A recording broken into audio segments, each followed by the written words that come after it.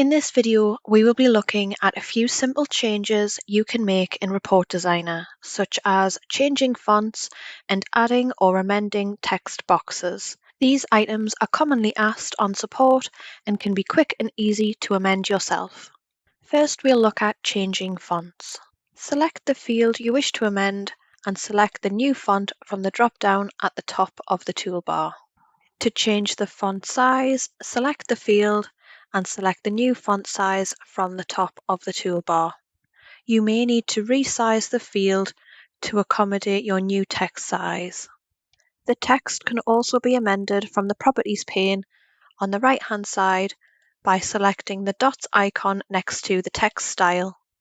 It also provides you with an example of what the text will look like. You also have other options to make the text in bold, underline the text, overline the text, put a strike through the text, mark it as italic, or change the colour of the text. Select OK to commit any changes. With a field selected, you can see the text style at the top left-hand corner. For some fields, they are linked to group titles. As you can see in this example, the terms is linked to the group title. If I amend the font on this field, a pop-up presents asking if you wish to update all fields within that style. This is a quick way to update multiple fields with one action. Selecting Yes updates all the fields within that group. Selecting No only updates the selected field.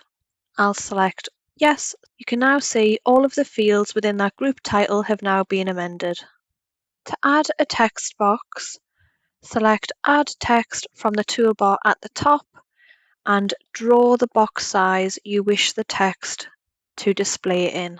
You can then type any text as needed.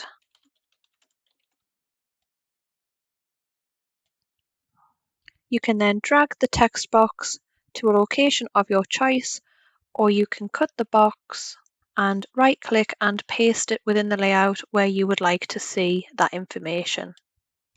To amend an existing text box, select the text box and double-click until you see the cursor. You can then move your cursor and make any necessary changes.